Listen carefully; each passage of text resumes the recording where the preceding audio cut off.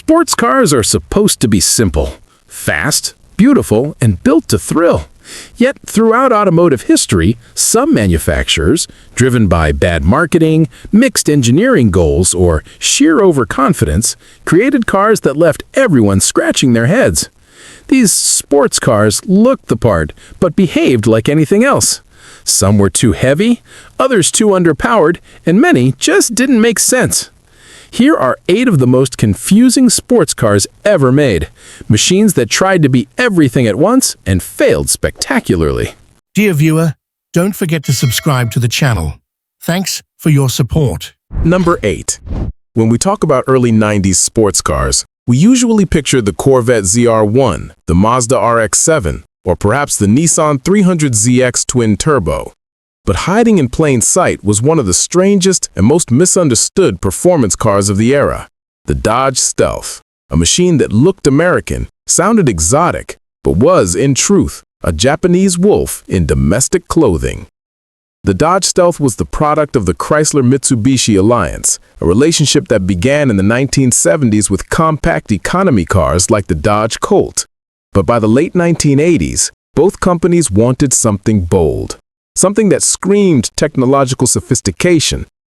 Mitsubishi had already developed the 3000 GT, GTO in Japan, a high-tech Grand Tourer loaded with futuristic features, all-wheel drive, four-wheel steering, electronically adjustable suspension, and active aerodynamics.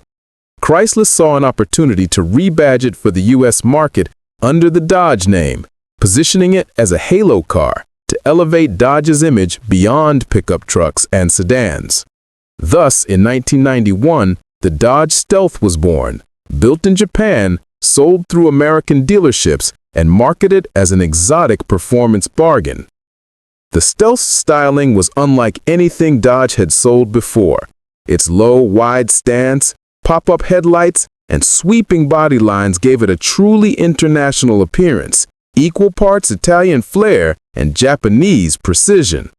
The RT twin-turbo, the top trim, stood out with hood scoops, a large rear spoiler, and a confident, almost predatory face.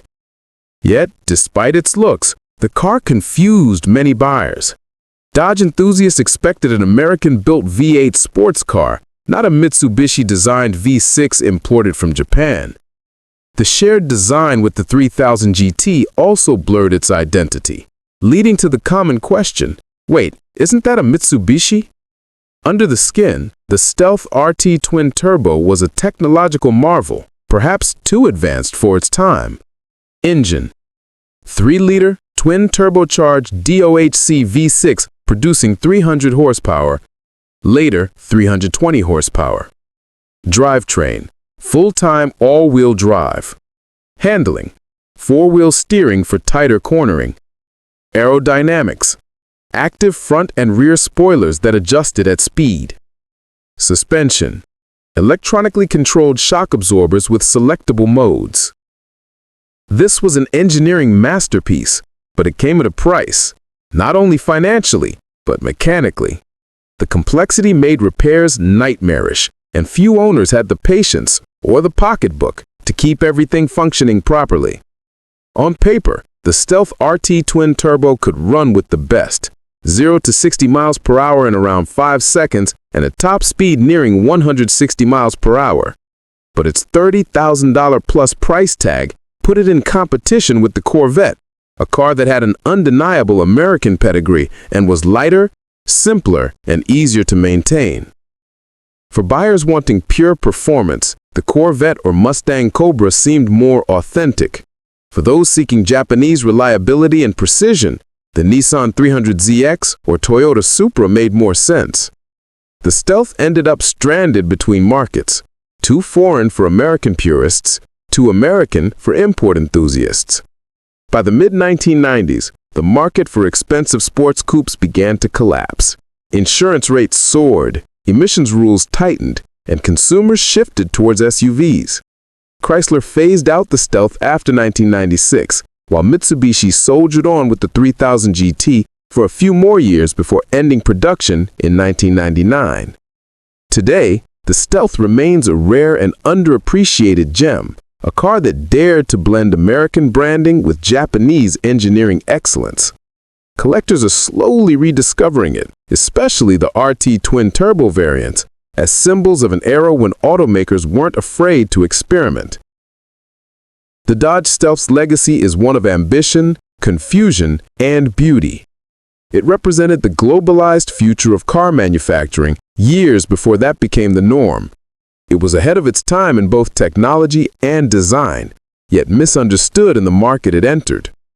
While it never achieved the fame of its Corvette and Supra contemporaries, it stands today as a testament to Chrysler's brief flirtation with high-tech performance, a reminder that even when a car fails commercially, it can still succeed in pushing boundaries. The 1991 to 1996 Dodge Stealth was a technological marvel hidden behind a badge mismatch. It looked fast, it was fast, but it also showed just how complicated the early 1990s sports car scene had become.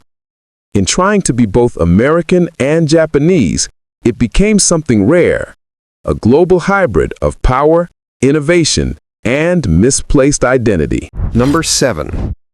When the 1980s rolled in, Cadillac was facing an identity crisis. The brand that once symbolized American luxury was losing ground to European marques like Mercedes-Benz and BMW, whose cars blended prestige with true driving dynamics. Cadillac's answer was not to build another plush land yacht, but to create something European, exotic, and modern. Thus, the Cadillac Allanté was born, a luxury roadster with global ambitions and one of the strangest production stories in automotive history. In the mid-1980s, Cadillac executives dreamed of competing directly with the Mercedes SL and the Jaguar XJS, icons of the upscale convertible market. They wanted something sleek, sporty, and glamorous, a car that could change Cadillac's reputation from grandpa's ride to continental luxury. To achieve this, they turned to Pininfarina, the famed Italian design house responsible for Ferraris and Alfa Romeos. The plan was bold. Cadillac would design the chassis and powertrain in Detroit, while Pininfarina would handcraft the bodies in Italy. The result?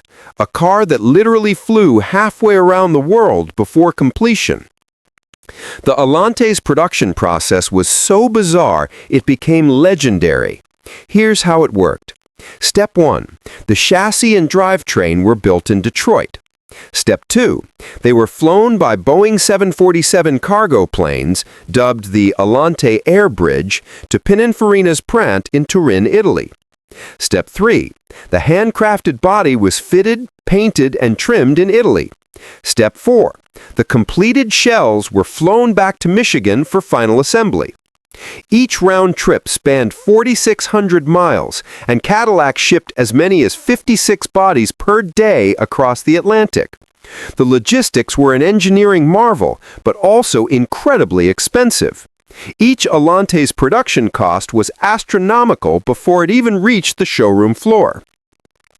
The Allanté's styling was clean, elegant, and distinctly European, low-slung with crisp lines and tasteful proportions.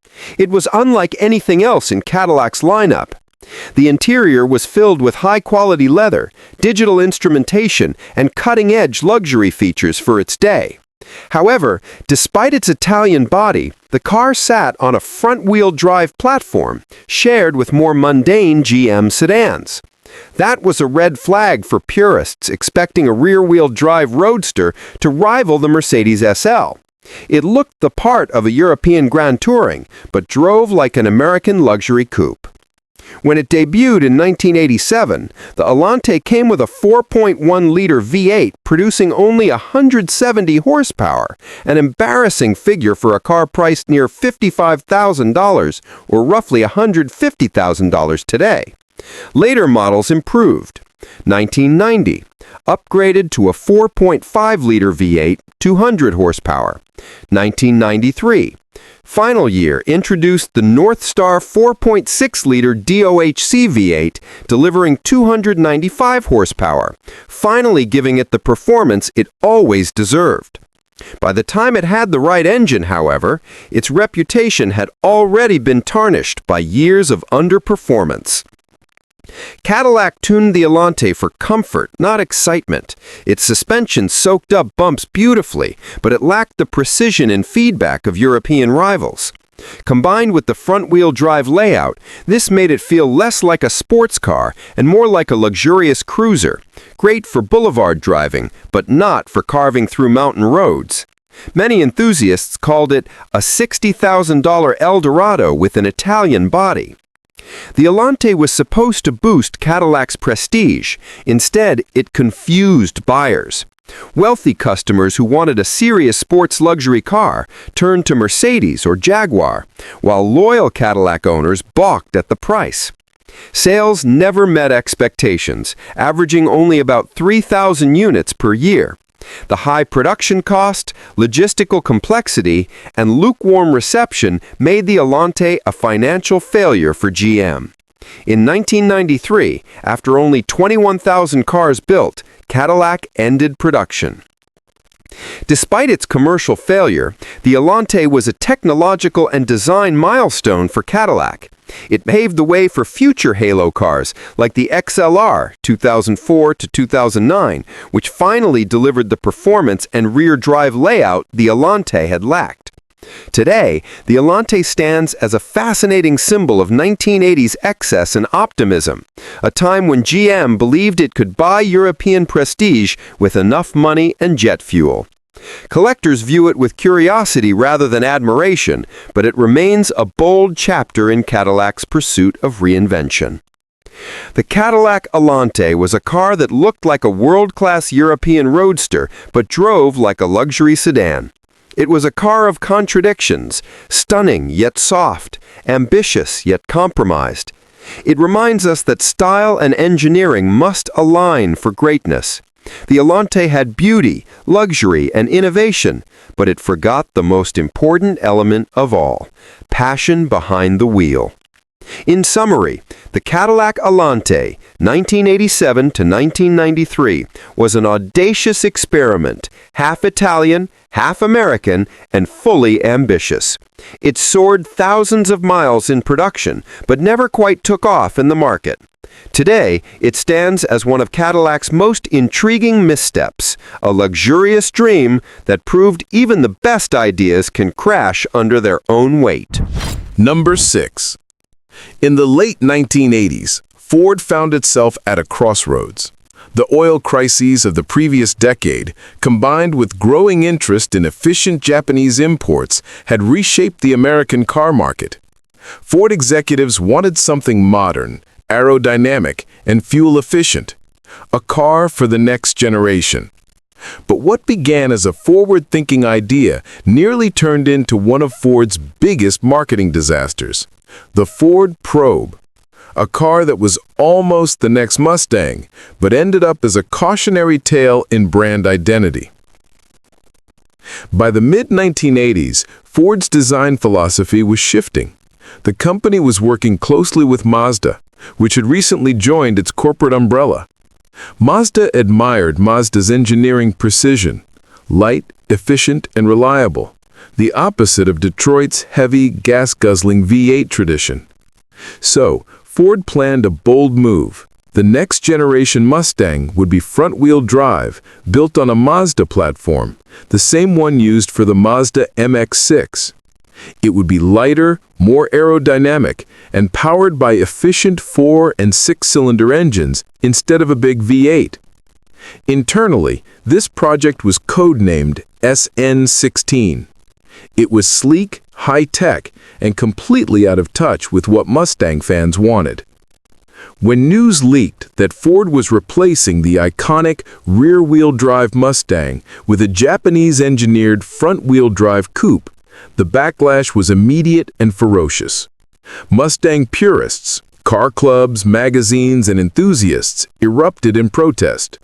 Letters poured into Ford by the thousands. Muscle car fans threatened boycotts.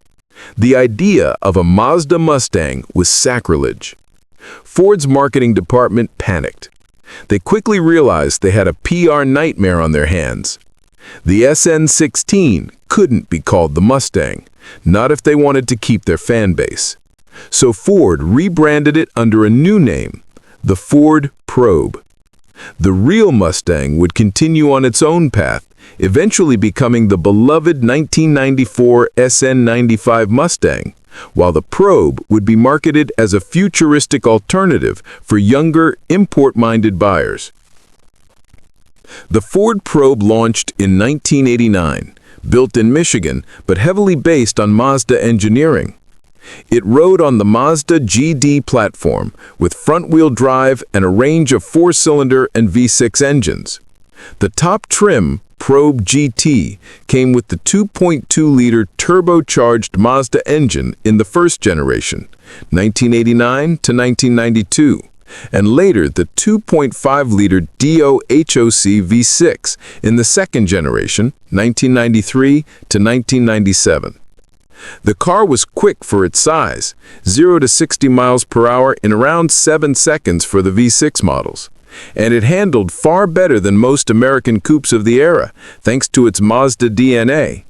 It was aerodynamic, smooth, and genuinely modern looking. But despite all its technical merits, something was missing: soul.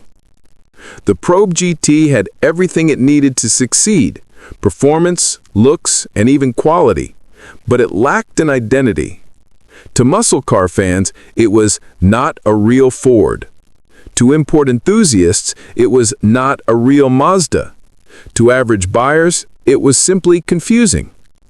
The name Probe didn't help. It sounded clinical, even odd. And while its futuristic design caught attention in showrooms, it didn't inspire loyalty like the Mustang or Civic. Ford tried positioning it as a global sports coupe, but the market was already crowded with Japanese competitors like the Toyota Celica, Honda Prelude, and Nissan 240SX, all of which had stronger brand credibility in the performance coupe segment. The Probe GT's biggest strength was its chassis. With independent suspension, turbocharged or V6 power, and precise steering, it offered a fun and balanced driving experience. However, it never quite captured the emotional thrill of a Mustang. The front-wheel drive layout made it stable and predictable, but not thrilling. It handled corners well, but lacked the raw, tail-happy personality enthusiasts expected from a Ford performance car. As one magazine put it, the Probe GT is a sports coupe for the sensible, not the passionate. By the mid-1990s, the sporty compact coupe market was shrinking. Buyers were moving toward SUVs and practical sedans, while performance fans returned to rear-wheel drive cars like the Mustang. Despite a facelift and a refined second-generation design, sales of the Probe fell sharply. The final year, 1997, saw only a fraction of its early sales numbers. Ford quietly ended production, never replacing it directly. Its spiritual successor would be the 2000 Ford Cougar, another front-drive, import-inspired coupe that also failed to resonate. Today, the Ford Probe GT stands as one of the most interesting what-if cars in Ford's history. It represents a turning point, when Detroit flirted with Japanese engineering and nearly abandoned its own muscle car roots. If the Probe had become the Mustang, Ford might have destroyed one of its most iconic brands. Instead, the Probe became a symbol of compromise. Well-made, well-intentioned, but misplaced. Still, enthusiasts today appreciate the Probe GT for what it was: a genuinely advanced, capable car that foreshadowed the global collaboration between automakers that would dominate the decades ahead. The Ford Probe GT was a car ahead of its time, but out of place in its own era. It showed Ford's willingness to evolve, but also the danger of losing sight of your identity. It wasn't a Mustang. It wasn't a Mazda. It was something in between. A fascinating experiment that proved one timeless lesson in car design and marketing. You can engineer brilliance, but you can't fake heritage. Number 5. In the early 1980s, Pontiac wanted to prove it could build something revolutionary. GM's performance division had long been associated with muscle cars, GTOs, Firebirds, and big V8s, but times had changed. The oil crisis, emissions laws, and fuel economy standards had strangled the muscle era. Pontiac needed a small, efficient, futuristic car to survive. So they dreamed up the Pontiac Fiero, a sleek, mid-engine two-seater that looked like a baby Ferrari.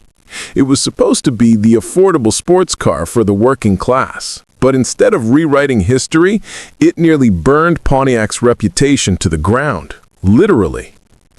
The Fiero's story began as an engineering passion project inside GM.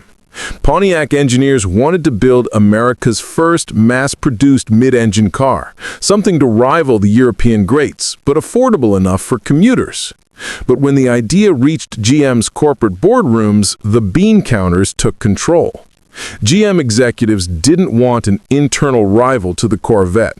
So, the Fiero's original performance car dream was watered down into a commuter efficiency car. The car that began life as a baby exotic was forced to become a fuel-efficient economy car disguised as a supercar. Despite GM's limitations, Pontiac engineers pulled off something impressive. The Fiero used a space-frame chassis with plastic body panels, a lightweight and rust-proof innovation for the time. The engine sat behind a driver, driving the rear wheels, an unheard-of layout in affordable American cars. However, there was a catch. GM forced Pontiac to use existing parts from other models to save money. The suspension came from the Chevrolet Chevette and Pontiac Phoenix, both economy cars, hardly ideal for a mid-engine sports layout. The results? A car that looked exotic but handled like a compact sedan. When the Fiero debuted in 1984, it looked like nothing else on the road. Wedge-shaped, aerodynamic, and low-slung, it screamed sports car. Then you turn the key. Under the rear deck sat a 2.5-liter Iron Duke four-cylinder, making just 92 horsepower. The engine was borrowed from the Chevy Citation, a car built for grocery runs, not racetracks. The 0 to 60 mile-per-hour time? About 11 seconds, slower than a minivan. Top speed? Barely over 100 miles per hour. Reviewers were baffled. How could something that looked like a Ferrari perform like a forklift? As if disappointing performance weren't enough, the Fiero quickly became infamous for something far worse: engine fires. Early models suffered from severe oil leaks and cooling system failures. The cramped engine bay trapped heat, and many cars ran dangerously low on oil. In some cases, oil spilled directly onto the exhaust manifold, igniting catastrophic fires. By 1987, the National Highway Traffic Safety Administration had logged hundreds of Fiero fire incidents, with at least 20 confirmed burn injuries. Pontiac eventually issued a massive recall, but the damage to the car's reputation was done. Late-night comedians mocked it, and car magazines dubbed it the barbecue on wheels. Pontiac didn't give up immediately. By 1985, the V6 Fiero GT arrived, finally giving the car the performance it deserved. The new 2.8-liter V6 made 140 horsepower and transformed the car's character.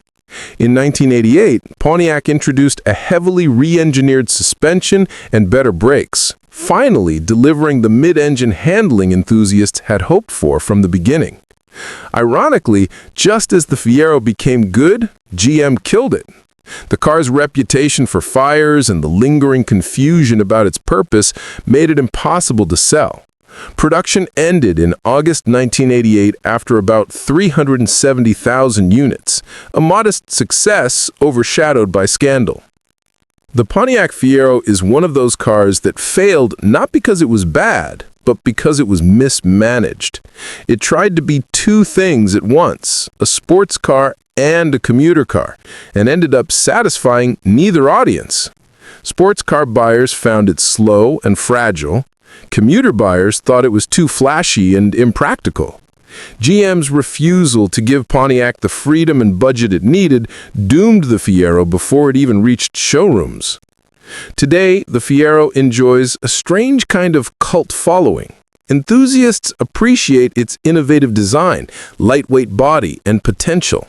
Many have swapped in more powerful engines, V8s, supercharged V6s, even electric conversions, finally realizing what the car was meant to be. Ironically, the Fiero's space frame and mid-engine design were ahead of their time. In the years since, GM has used many of its lessons in cars like the Corvette C8 and even concept vehicles. The Pontiac Fiero stands as both a triumph of engineering creativity and a failure of corporate vision. It was a car designed by dreamers but neutered by accountants. It could have been America's affordable Ferrari. Instead, it became the punchline of 1980s car jokes, a car that literally burned through its own potential. As one auto historian famously summarized, the Fiero didn't fail because it was mid-engine. It failed because it wasn't allowed to be what it wanted to be. Number 4. In the early 1960s, when Detroit's automakers were obsessed with chrome, tail fins, and horsepower, Studebaker, the oldest surviving American car company, decided to gamble everything on something radical. Their creation, the Avanti, was unlike anything on the road. A jet-age, fiberglass-bodied coupe that looked like it came from the future. It was bold, aerodynamic, luxurious, and fast, but also misunderstood, mismanaged, and tragically ill-timed. The Studebaker Avanti remains one of the most fascinating failures in American automotive history, a car too visionary for the company that built it. By 1961, Studebaker was on the verge of collapse. Sales had plummeted, its designs looked dated, and its reputation couldn't compete with the big three, GM, Ford, Chrysler. Then President Sherwood Egbert, a visionary executive with little automotive background, decided to gamble the company's survival on one dramatic car, something to revive Studebaker's image and prove that innovation could still come from a small American automaker. He called it the Avanti, meaning forward in Italian, and the name perfectly fit its futuristic ambitions. Egbert turned to one of America's most celebrated industrial designers, Raymond Loewy, whose team had previously designed everything from Lucky Strike packaging to locomotives. Loewy and his small group of designers retreated to a Palm Springs studio and in just 40 days sketched out one of the most striking cars of the era. The Avanti featured a fiberglass body with no grille. Air entered through openings beneath the bumper. A streamlined, jet-inspired shape with a long hood and cam-style tail. Coke bottle curves years before they became common in the muscle car era. A minimalist, safety-oriented interior with a roll bar and padded dashboard. When it debuted in 1962, it looked like something from 1970.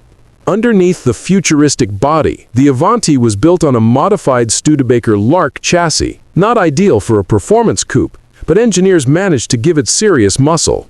The top engine was the R2 supercharged 289 cubic inch V8, rated at 290 horsepower, capable of propelling the Avanti to 168 miles per hour in Bonneville salt flats testing, incredible for the time. Optional disc brakes, a first for an American production car, and advanced aerodynamics gave it sports car credibility. On paper, it was a serious rival to the Chevrolet Corvette and Ford Thunderbird. But on the production line, disaster struck. Studebaker had never mass-produced a fiberglass car before. Unlike Chevrolet, which had perfected Corvette's fiberglass process, Studebaker struggled to get consistent body panels. Suppliers missed deadlines, body panels didn't fit properly, paint blistered, cars sat unfinished for weeks, dealers couldn't get deliveries, customers canceled orders.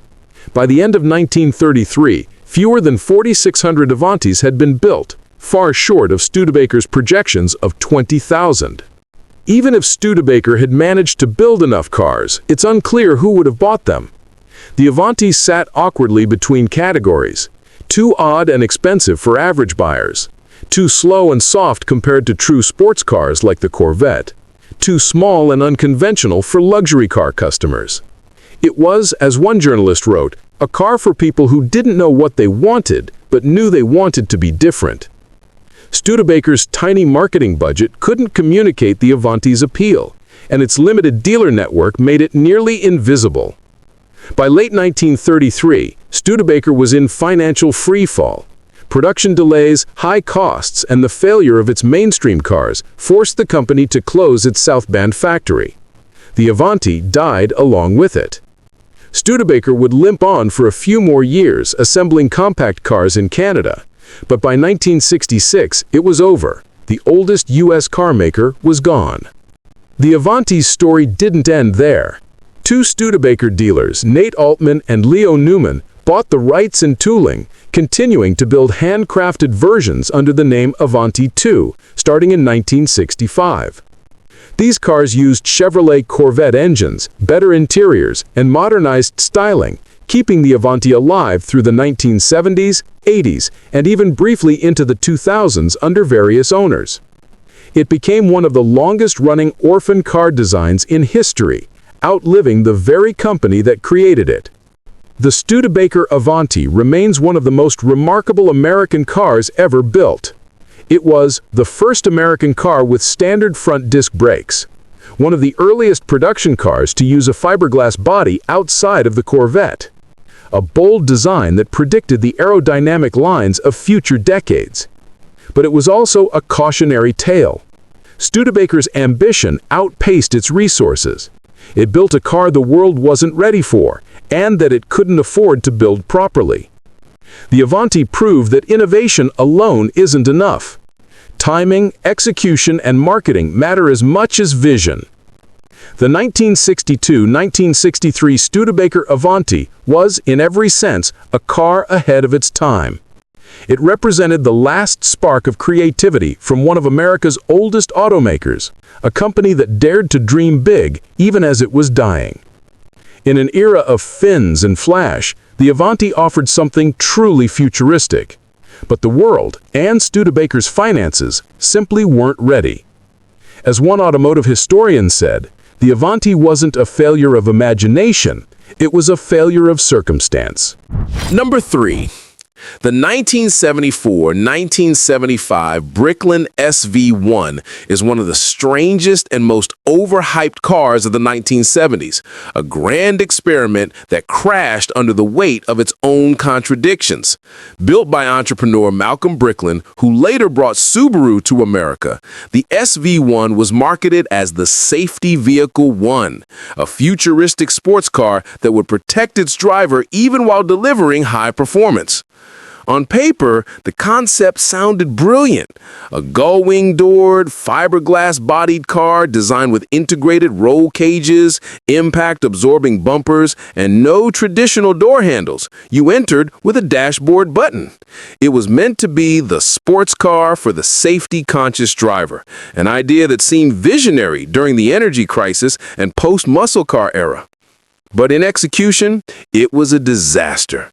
The SV-1 was built in New Brunswick, Canada, largely with government funding, an early example of a state-backed automotive startup. Unfortunately, the company's small-scale production, inconsistent quality control, and inexperience showed immediately. The gull-wing doors, powered by slow hydraulic lifts, often refused to open or close properly, trapping occupants inside. Its fiberglass and acrylic body panels faded, cracked, or warped under heat, and repairs were difficult due to the non-traditional materials. Performance was underwhelming.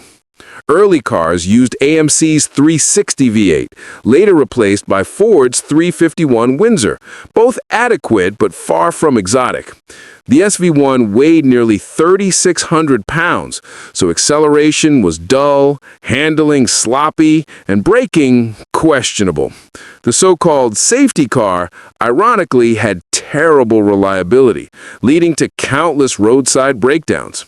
And then there was the price, around $9,980 in 1974, nearly Corvette money, but without the power, prestige, or build quality. Buyers who wanted performance avoided it, and those seeking luxury saw it as a toy. Only about 2,854 units were ever produced before the company went bankrupt in 1975. Today, the Bricklin SV-1 stands as a fascinating failure, a well-intentioned but naive attempt to merge innovation with safety. Its gull-wing doors and space-age looks keep it remembered, but the car itself remains a warning that good ideas can't save bad execution. Number 2. The 1972 to 1976 Jensen-Healey is one of those cars that seem to have all the right ingredients, and yet managed to fail spectacularly.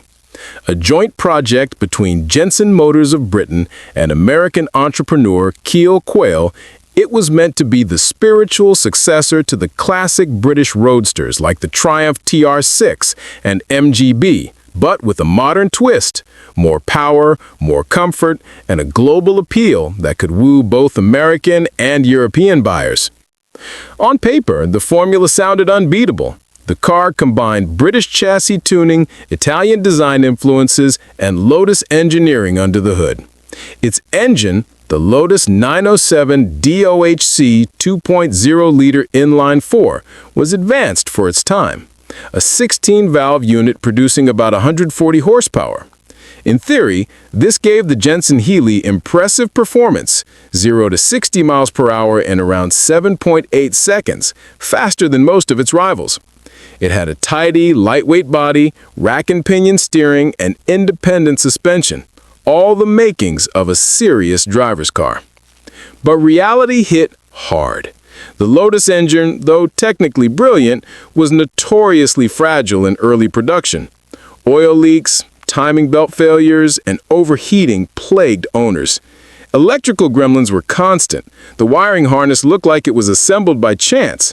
Add to that poor assembly quality from Jensen's struggling factory in West Bromwich, and you had a sports car that spent more time in the shop than on the road.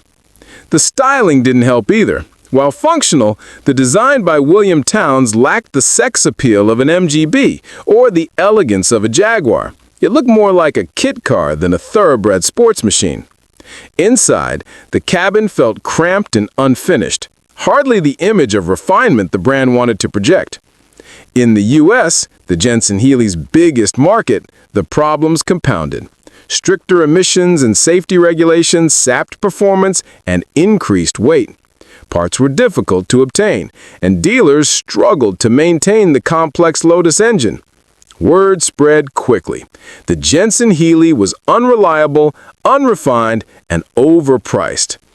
Despite a brief improvement with the later Jensen GT shooting brake in 1975, the company's finances collapsed.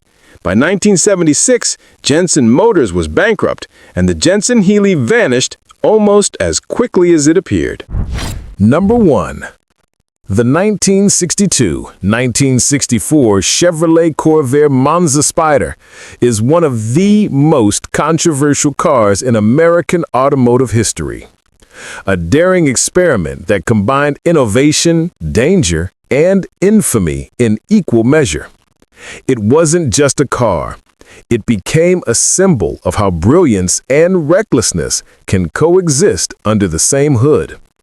When Chevrolet launched a Corvair in 1960, it was meant to be America's answer to the Volkswagen Beetle, a compact, air-cooled, rear-engine car that broke from Detroit's traditions of heavy, front-engine sedans. But the Monza Spider, introduced in 1962, pushed that experiment even further. It was the first mass-produced American car with a turbocharged engine, a 2.7-liter flat-six that made about 150 horsepower. Serious performance for its time. Suddenly, this quirky little car had the power to match European sports machines. On paper, it sounded like the perfect combination of practicality and excitement. A turbocharged compact with rear-wheel drive and sleek coupe styling. In practice, however, it was a mechanical time bomb. The rear engine layout, with most of the weight over the rear wheels, gave the Corvair odd handling characteristics. The early models lacked a proper anti-roll bar, and if a driver lifted off the throttle mid-corner, The rear end could snap loose violently, sending the car into a spin.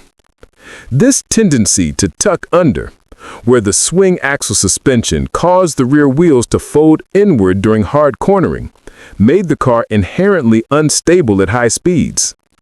Skilled drivers could manage it, but the average American commuter could not. Add in the sudden surge of turbo boost, and the Corvair Monza Spider became one of the most unpredictable cars on the road. Enter Ralph Nader, a young attorney and consumer advocate who made the Corvair famous, or infamous, with his 1965 book, Unsafe at Any Speed. He accused General Motors of prioritizing style and innovation over safety, using the Corvair as Exhibit A. The controversy sparked congressional hearings, a national safety debate, and the eventual creation of the National Highway Safety Traffic Administration, or NHTSA. Ironically, later Corvair models, especially post-1965, were much safer, with improved suspension and handling. But the damage to its reputation was done. The Corvair Monza Spider became the car that killed itself with innovation. Yet, in hindsight, the Corvair deserves a more nuanced legacy. It was technologically ahead of its time, turbocharged, air-cooled, and beautifully styled. It showed that American automakers were capable of creativity and risk-taking, just not always with the restraint or engineering discipline required. Today, the Corvair Monza Spider stands as both a cautionary tale and a cult classic. A car that dared to be different, paid the price, and changed the industry forever.